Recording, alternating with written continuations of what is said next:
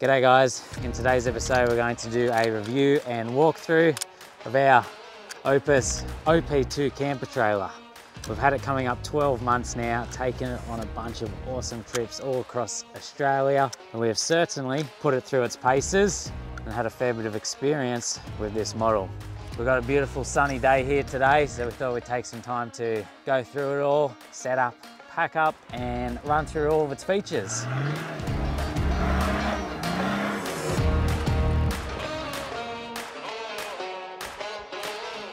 Proudly supported by OPUS Campers, Ultimate 9, Tread, Superior Engineering, GME, and in part by. Before we jump into the episode, I just wanted to quickly say we strive to being genuine and honest with our viewers, so naturally we wanted to remind you that we are sponsored by OPUS. Although OPUS has not asked us to make this particular content, we previously did an OP4 walkthrough, so I thought it was a good idea to do the OP2 for people who may want to compare. We only ever share and use products we ourselves are super happy with and can put our name behind. We genuinely enjoy showcasing products we love so that others get to see firsthand how things work, what we like about it, and someone's real life experiences instead of just reading stats off a website. One of our most asked questions is how we go camping with Zephyr and is the OPUS worth it? So here it is. Before we get into setting it up and running through all of its features, I will rattle off a few of the facts about this model of camper trailer, starting with the price. We're filming this episode in April 2024 and they currently retail for $34,999 plus on-road costs.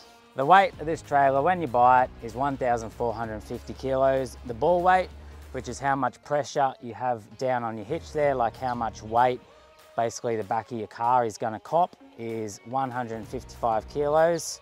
Coming down the front of the trailer, we have a DO35 articulating hitch that comes on it, and that just means it can move and flex much more with the car when you are off-road, so it makes it much better for off-road application. And then they come with one of these ARC heavy-duty jockey wheels. Tyre and rim setup they come with, we have actually changed the tyre and rim setup on ours. So it originally comes with a 235/75 R15 mud terrain tyre, which is a little bit smaller than this one, but we found because we do quite a bit of serious off-roading in it and we tow it with big patrols, 35s, big wide offset, we needed to increase the tyre size a little bit and bring out the offset a little bit.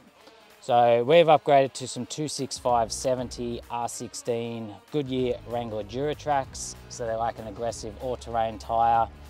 And I forget the offset, but it might be neg 22 or something. But so we brought them out a little bit, but they're still within inside the guard and that for all your legalities. And they're sort of like a 31, 32 inch tyre. And we just found doing that made a huge difference when we're off-roading and four-wheel driving, towing with it. The suspension setup underneath there is heavy-duty coil springs, and then it has dual gas shocks either side, which make it pretty well suited for those tougher off-road conditions. I probably should also say, for this walkthrough, the camper trailer is as is. Like as in, we haven't cleaned it up or made it look all nice for this video or anything. It hasn't really been cleaned properly from our last trip, so you just have to deal with it being a little bit dirty and showing the real life OP2. And we do give ours a pretty hard time. Like for example, there's a ding there where I smashed it into a rock. Both rear mud flaps are torn off. This guard here copped a beating on something one day, I forget what it was. But the good thing is we do properly use this thing off-road and give it a workout. We don't just drive it to and from different caravan parks. This is a used and abused camper trailer. So that's some of the features of the OP2 camper trailer. Now we're going to jump into the setup of it, which Demi is going to run us through. As always. As always, because I didn't want to do it. I'm big and strong. No, so people commonly ask, oh, can you set it up yourself? Like, what if there's only one person available? Can you do it? And yeah, you definitely can. It's a little bit easier with two, but more than manageable with one person. So that's why I figured Demi would just do it, and then you can see it, the hardest it will be to set up. Unless you're less strong, which is probably likely. I've got a second camera going over here, which we can do a time lapse and time of after, but I'll follow Demi around on this one as she sets it all up. Okay, first things first is these 2 latches for the roof rack. And then there's 2 bigger latches. We have lost one. Yeah, we need to get a replacement one. That's all right, you just sped up the job, one less latch to do. Yeah. And then we take this off and push. And now you need that big one back to... So they secure the bike rack once it's over, but yeah, we're missing the other side one, but one will do the job for the moment. Then you've got 2 or 3 here, 2 with little things. Unbuckle them, don't hit your head. And then 2 more here, 3 latches. Now this is where you need your muscles. Now this is the hard part. So with 2, this is quite easy, but with 1 person... It's nearly impossible. Do you want me to help? Just because like I'm so short.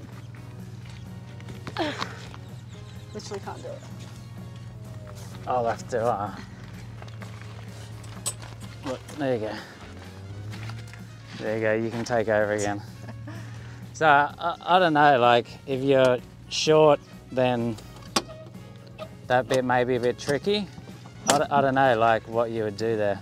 You might need a little crate or something to stand on just to help give you the leverage to push it over. Like, I can do it quite easily with 1 arm, but I'm stronger and taller.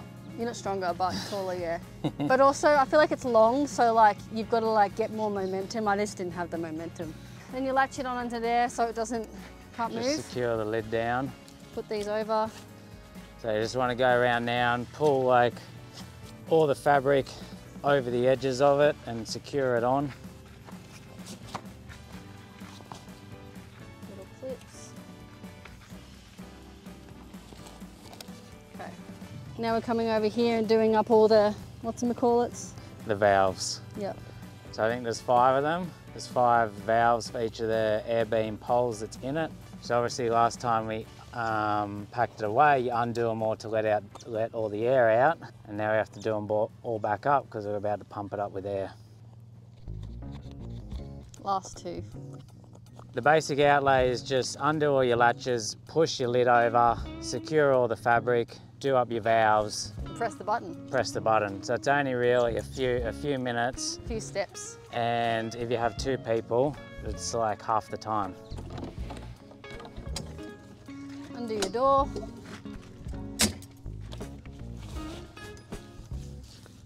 Turn her on, press the button, ready to go. That's it, now we wait. Now wait for her to fill up with air. And normally when it's nearly full, you might just have to like get in there and push it out a little bit sort of thing. So yeah, the first phase is only really a few minutes, and now it's, I don't know, 5 to 7 minutes. You wait for it to pump up so you can have a drink or start staying up the rest of camp or whatever you're doing this time. Maybe we should do what we normally do while I wait for it to set up, which is like set up the rest of the trailer. Yeah. So maybe we should pull out the kitchen now. So in this cupboard you've got the kitchen. The kitchen can be just pulled out at any time. So, you know, if you want to pull up lunchside, stop on the side of the road and pull it out, you can do that. And then it's just a slide out. This makes camping like so easy. Or just like traveling in general, so easy. Yeah, so when we're traveling with the camper, like we always, like this is our lunch station. So you got your kitchen over there, and then on this side you got a big slide out pantry where we keep all our stuff. And then we got a fridge over that side too, which is about a 90 litre Evercool dual zone fridge. So that's sort of filled up with air, and you normally just have to like sort of jump in the door and give it a little push up, and then it will expand out, and you may just have to hit the air to give it that final little bit. Pump it again. So yeah, once you've pushed it up, you normally just have to give another 30 seconds of air or so. Hi, welcome to my crib. And that's her set up. So yeah, with the kitchen, do you want to show like our drawers we got inside the drawers here? So that's like a utensil one. Miscellaneous. And then miscellaneous, where you just keep extra bits and pieces. And underneath here, yeah, you got your water for your kitchen sink, and you've got your gas. You just plug it in over behind there, and then that'll allow you to cook on gas. And you've got a tap there where you've got access to both hot and cold water. Got a light that you just plug into these little holes. Yeah, plug it in. You just have to hit your light button. There we go. We got a little light there, which is super helpful when you're cooking. So good. And you want to just slide out the fridge. So normally, yeah, a few minutes to get it organised, and then in that 5 or so minutes it takes to pump up. I don't even think it's 5 minutes. It's pretty quick on this thing. You can normally like pull out your fridge, your pantry, set up your kitchen. So then you can pretty much have your whole camp done in about 10 minutes.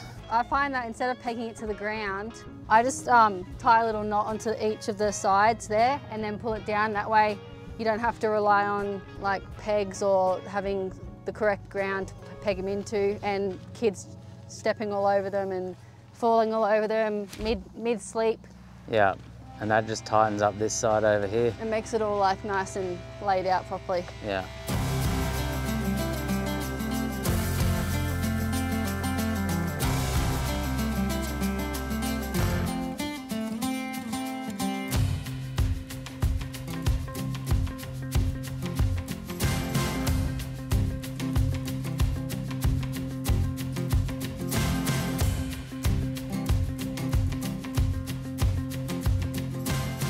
Now another thing we should say is we don't have an annex or anything on it at the moment. So they do come with like an annex. I'll pop a picture up of it, or a sun awning. They just zip up here. Yeah, so you zip them onto there, and that's something you just leave attached all the time, and then it pumps up with the OPUS as well. So basically zip it on, connect it to the main valve system, and then, yeah, when you pump the OPUS up, it pumps up your big awning as well. So the annex is like an enclosed room one, or the sun awning, which is the one we normally use, is just like a awning. But the reason we don't have it on is we find it's even quicker and easier and simpler to set up, because our last couple of trips have been moving every single night with this thing.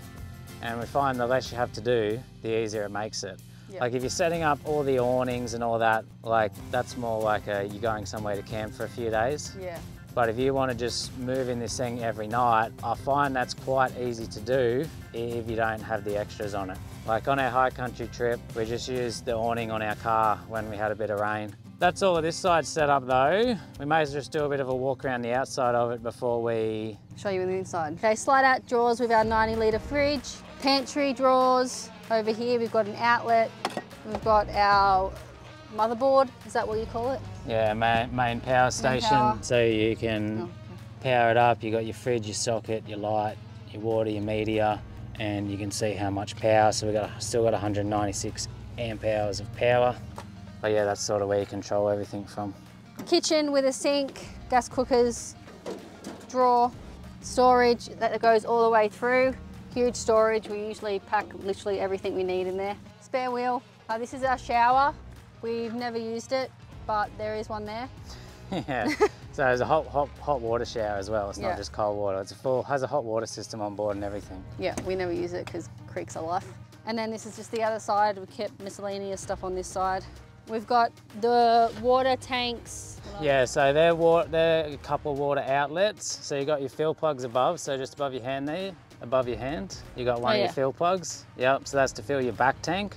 I think the back one's 60 litres and the front one's 40 litres from memory. So that's your other fill tank up there. And then they connect through to, you have taps at both tanks underneath. You got outlets there, and then water also comes out at your shower or over at your sink. So sort of wherever you need to get water from. And then we've got charging points. Charging points. So that's where you can plug it into mains power and charge the system up, like before you go away or if you're at a caravan park.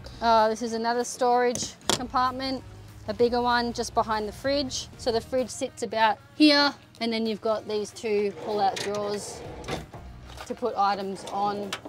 We've got the roof rack, which when we go to Moreton and Fraser, we like to put the canoes and, the kayaks and the paddleboard up there, and when we set it up, we just leave them on there. They seem to stay.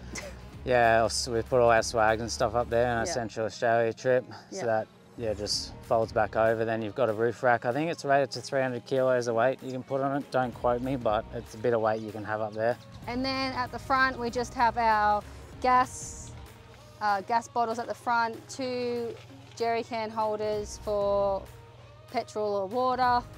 And then this one here is our diesel heater.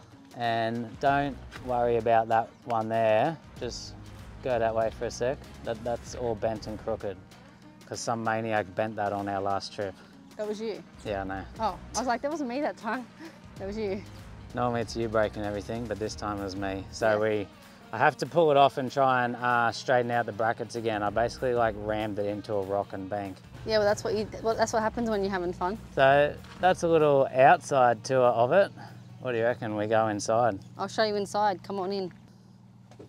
First off, we have some USB sockets, light switches to dim it, a radio and the diesel heater controller. And then we also have a fire thinger. Extinguisher. On this side we have our king size bed, windows at the end, pretty spacious, pretty comfy. The other point with this bed too, I know it's always a huge one, is how comfortable is the bed. I reckon it's about 100 mil. It's a memory foam mattress. Look, I wouldn't say it's incredible, but it's also comfy enough that you don't need to add something to it. Like we've slept on this on the road for what, 5 weeks? We've slept on this bed on our Central Australia trip and it was sweet. I wasn't like sore back or thinking, you know, I really need to add something to it. But if you wanted to, then you could just add a little egg topper. But one thing I will actually say though, is this is a 2023 OPUS OP2 camper trailer. The 2024 models have just recently been released and they've upgraded some features in it, and one of them is the bed. So I haven't tested it out, but apparently it's a double foam memory mattress now, so it's even more comfier. So if you are looking at getting one, then I reckon it'll be like really comfy now, given they've upgraded them. I was just looking on their website before too, because they have made quite a heap of cool changes for the 2024 model. So if you're going to buy one, then that's what you get, all these features now. So I got the comfier bed. They've upgraded the dual battery system. So it's got 2 times 135 amp hour batteries, lithium. So you got an extra 70 amp hours of lithium. They upgraded the furniture from wood to stainless steel or something. I can't remember it all. I'd have to open it again, but I'll pop it up on the screen so that way you're aware of some of the changes you made. Because yeah, this is like the previous model now. The new model looks pretty sick. They got like a portable speaker in it. They've changed the furniture, upgraded the dual battery system, comfier mattress, heaps of sick stuff on there. This side we have our couch that isn't set up. Should I set it up? Quick and simple setup. So you have to put the couch down a little bit when you pack it up, just so that it packs up nicely. There's about 3 cushions you have to store in under there. And then yeah, when you come in, you just pull those 3 cushions out and then you can set them back up on top of the couch there. Tyler wouldn't know because he's never actually set up the inside of this camper before. That's your job. It's literally my job. Thankfully it's my job because it takes like 30 seconds. This is the couch. Not too bad, fits the whole family. It also has a table. Easy setup of the table, 2 legs, and she's up. We use it outside mostly, so that's why it's low, but you can change the height of the table. I should say with the king bed as well, it has these straps on it, so when you fold the lid over, obviously the bed stays secure and doesn't go flying. You can pack it up with the bedding on it, with sheets and a doona. We normally pack it up with pillows. We'll just store down on the floor in one of the cupboards here. We find if you fold the pillow, like it's hard to secure the pillows on it, they'll just go flying somewhere, and then it's just like a bit too compact when you're trying to press it all down. Nice big window at the bed here. So there's windows throughout the whole trailer, and each one has like a canvas one to take out light and sun, and then you got a plastic one, and then you can undo the plastic one, and then you've just got like nice airflow coming through, but obviously rain and stuff can get in then as well. And you can do it all the way through. So on all the sides all have windows, and up on the roof all has windows as well. So you can really open up this whole thing to let lots of light in. Down in here we have some of our electricals and a little bit of a storage compartment. So we got like some extra LED, well, it's gone flying everywhere. Some extra LED lighting in here.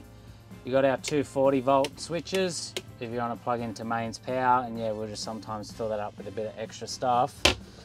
And then we should show under this couch cushion is where your dual battery system is. So you got two 100 amp hour lithium batteries, and all your cable management is in here as well. So if you have a problem, that's where you can access everything. So how it works is you got a cord, goes through, plugs into your car there, and then charges up as you're driving from your car and charges up this whole system. Or when you pull up, you can plug it into the wall as well, or you can plug solar into it. There's not actually built-in solar a part of the system, but I suppose you can add that on yourself if you like, or you can carry a solar blanket and plug that in and lay it out in the sun when you set up at camp. You got lights through the whole trailer, so they run along the roof, and there's another switch down here which gives all night lighting along there. So if you show under your foot, you've actually got one. You've got a couple down there, and there's a couple more over here. So we find they're really handy. We'll just turn them on overnight, and then you can dim them right down. So we normally leave them on for the whole night, so that way if you need to get up, you got floor lighting. You're not standing up and tripping over the stairs or anything as you're getting out, because you've got some nice little lighting down there. I find that's a very handy little feature. A question people always have is, how's it work with the air? Because this whole thing is pumped up by air, right? So you got an air pump under here, and that's a question people always have, like, how does it pump up with air? Aren't you worried about getting like a puncture and then the whole thing falling on top of you? So it just pumps up these main beams, right? You got 1, 2, 3, and then there's 2 next to Demi there who's holding the camera. They are your main air structural beams that inflate and push up everything in the camper trailer. The rest of it, all this, is just normal canvas with your plastic windows and stuff. So if they get punctured or damaged, any of that material, it doesn't impact the air inflation at all. You have to actually damage one of these structural poles for it to start releasing air. And these are like some special 3-ply system. I was reading on their website, it's like some army, I don't know, some special technology that's really thick and very hard to puncture. But yeah, you have to damage one of these structural poles for it to be an issue at all, which we've never done. I've never heard of it happening. Worst case scenario is if it was to happen, in one of the cupboards they give you a puncture repair kit that you would be able to repair and re-glue and reseal them. You also can like shut off each valve. Yeah, individually. Yeah. Yeah, so each one has like a on and off thing. So yeah, I suppose if you were to puncture one, you could just isolate that one and then have the other 4 holding it up as well. I think and hope that we've covered all the features inside and outside of the OP2. I tried to remember everything. Now we will go through the pack up, because I know last time when we previously had the OP4 and we did a video like this, people wanted to see the pack up. So I will show that this time. I'll do it. So you've seen Demi, the amateur, do it. Oh. Now we'll let a professional pack it up. So first thing, because we got our sides out here, we'll just slide our pantry in, make sure that's locked. Slide our fridge in, make sure that's locked. There's actually a little fan up there for the fridge as well that sucks the air out if you're driving it in hot conditions. Actually, that's it there. There we go. It's not in there, it's here. Handy feature. Oh yeah, such a professional. So that's packed up. Now we'll do our kitchen. We'll fold this down, put our clips up there. That's down, secured. We can push this in the way, and then you can fold that up. So now we'll untie these here, let Demi tie it up. 1, 2. So that's them done. And now I'm trying to think what to do next, because I'm a professional. Because you do this so often. I reckon that we'll fold this up, but first of all we'll just have to pull this off there. And then our door can go in, and we just have to make sure we clip our latches up in there so it's secured. There is actually a key to like do that, but I normally just reach my hand in there and latch them. And then we sort of just, as we're walking around, we'll push some of your things in, and we're going to head around the other side so that we can release our valves. we've worked out it's best to release the middle one first. I never like this. Every time I do it, it gets you because it's a big, like, ready? Gets you every time. So we've done the middle one, sort of let that start deflating down. I just realised too, we left the lights on inside it. But that's all right, we'll just turn them off at the mains power outside. We just got to remember next time we turn the trailer on, the lights come on inside.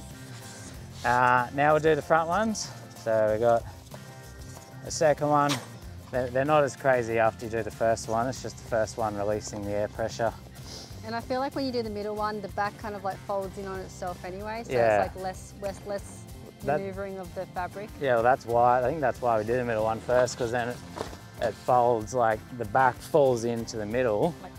Like perfect. Yeah, there you go. So your back's fold in, which just makes it much easier to close up. Undo these ones now, but I don't even know if you need to. Like, there's not really, I suppose, there you go. Gets rid of that last bit of air out of them. So that's all your valve caps undone. Then you just sort of walk around and make sure all the fabric's in. Do a little lap around it. Kind of just like laps. Push it all in. Now we'll unclip a couple of hinges there, and that will allow this to push back up. Because I'm not a weakling, I can do it myself. And then as it comes down, you just sort of want to push and pull and jiggle things around a little bit. I suppose just a little bit of a knack to it once you've done it a couple of times. You just want to squeeze and squish all of that fabric in the middle so it can come down.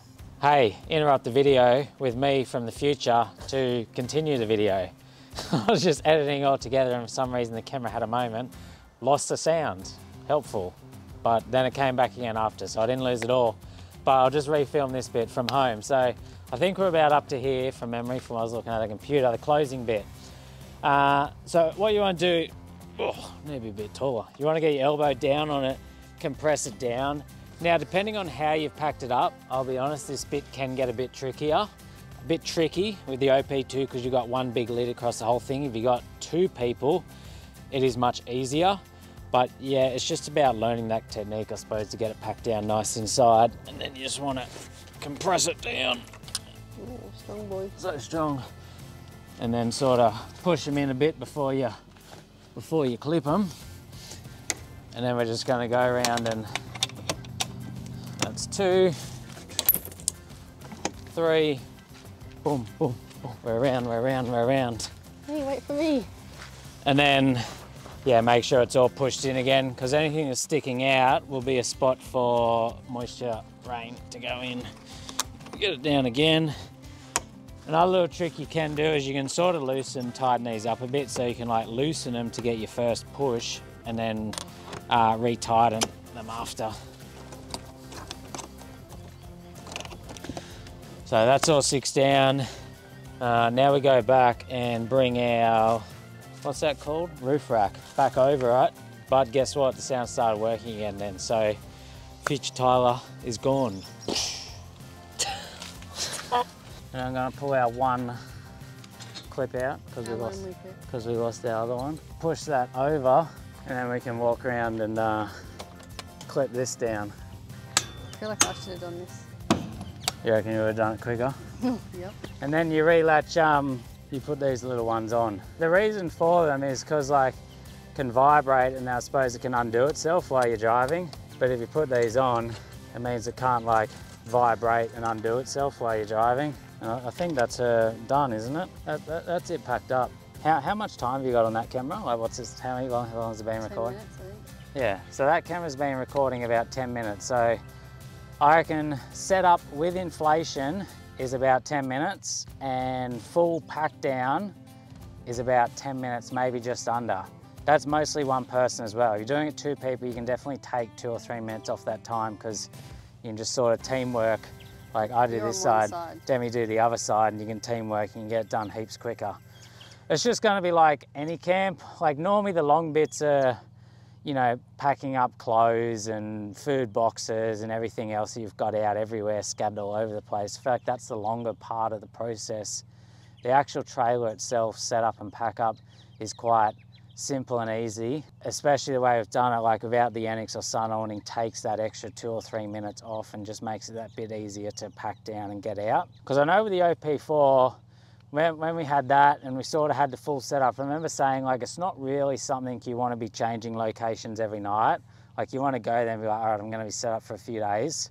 But this trailer doesn't really worry me. I feel like it's not too much slower or longer than packing up like a swag or tent setup or something. Like it's definitely longer than say a rooftop tent. Rooftop tents these days, you can do them in under a minute. It's not that quick. But if you're doing like 2 or 3 swags with stretchers or a full, you know, blow up mattress and tent and that, like I'd say this would be quicker than those sorts of setups. And like we've taken this for 5 weeks across Central Australia. We towed this thing through the Simpson Desert and like early pack ups and setups every day, and it didn't really annoy me. I found it quite good, don't you reckon? Yeah, it definitely wasn't one of the things that you dread doing because it was just like so simple. Like, but by the time the kids packed up their swags, we had already packed up the Opus. All packed up, we're back home now. Zeph got the shits while we were out there. It was getting very hot, so we just quickly chucked it on. We come home and we'll finish up the video here, but yeah, that's it. Hopefully that sort of covers a bit of a walkthrough of the OP2. Overall, I feel like it's been a really good camper trailer. I feel like it was lacking a little bit off-road with the smaller tyres, but once you put those bigger ones on, I feel like it's quite capable now and keeps up pretty well.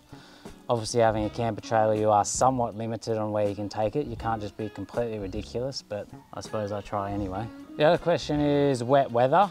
How's it going wet weather? We've had it in quite a bit of wet weather now. I just said wet weather a lot of times. So many wet weathers. Really quickly.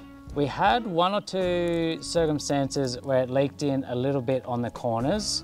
We called Opus and had a chat to them, and what we worked out is our tent had actually moved a fraction, like the top bit, probably from all our insane driving. So we just had to loosen it a little bit and move it back because it like pulled in the edges and leaked a bit of water in there. But other than that, it's handled the weather really well. Wind, because it's like an air thing, wind's never been an issue for us. Like I've never noticed like any difference with a tent or a rooftop tent or a swag. Yeah, like it's not like flapping around and annoying you all night or anything. I feel like it handles wind pretty good. Handles the rain good. Like if we're going camping in the rain, I'll be taking this over like a swag. Yeah. It's so good, like sitting in there overnight, just listening to the rain all around you and feeling safe and having a room to sit. I feel like with kids, especially Zeph, is what's been the huge thing of getting us out camping more with a toddler. Because I feel like we've done it without the trailer and it's doable, but it's much nicer with... It's doable for you because you're in a swag by yourself and I'm left with Zeph. Yeah, but it's much nicer having the camper trailer. This OP2, I feel like is suited really well to like a couple like us and then taking Zeph. Or if you have a bigger family, like when we take the other kids, we just take swags for them and they sleep outside, that's fine. The OP4 had the 2 beds so the kids could sleep on the other side. But what's better about this over the OP4, is it's a little bit lighter and easier to tow. We weren't really making the most of the second bed in the OP4, like when it was just us and Zeph, because he sleeps into us anyway. And you get better storage in this, and it's a little bit faster and easier to set up and pack up. Well, you don't think it is, do you? I prefer the OP4 pack up and set up because, like as you saw with the Opus OP2, it just has 1 flap, but I feel like it's a bit longer, so it takes a bit more like oomph to push it over. Whereas the OP4, it's got the 2, so they're like shorter, therefore easier to push over for 1 person. Yeah, so when you're short and weak, then it's easier. Let's not get into who's stronger right now. But outside of that, the OP2 is much quicker. Like I can whip through that thing, set up and pack up pretty 7 minutes or pretty quick. Some trips, like if we're going away to do hard tracks, you know, it's not worth really taking the camper trailer, but when we're taking a family or we're going more touring or a bigger trip, like the camper trailer is honestly unreal, and I definitely reckon it's worth that bit of extra effort towing it. And I really like towing it sometimes as well, like it's not always a nuisance. That little bit of a challenge and extra, yeah, like a bit of fun. When, for example, we did the high country a couple of months ago. I've done the high country a few times now, like I've sort of done all the tracks, I know what they're like. we took the trailer and all of a sudden I was like, oh, this is, you know, a bit more of a challenge. Like, oh, how are we going to go on this bit and how are we going to go on that bit, and found it made it a bit more exciting. Uses a bit more fuel, having a camper trailer, and will place a little bit more stress on your car. But these big patrols, they handle it pretty well. I honestly don't think, I don't know what camping would look like for us if we didn't have the camper. I feel like there'd be a lot more stress. Yeah, a lot less camping. I feel it was just us two, we could probably just take a rooftop tent and that'd be a sweet setup. But when we got the kids and bigger family and that, just zapping general. Yeah, the camper trailer is a bit of, not a must, but it's a must. It's a must. Makes it so, yeah, much easier to go, and you're more likely to get out and explore the great Australia. You know what I mean? Like, whatever gets you out there. The swag works, some people, rooftop tent, camper trailer, caravan, whatever. You just get out there and have fun. But that's it. Hopefully we've covered everything.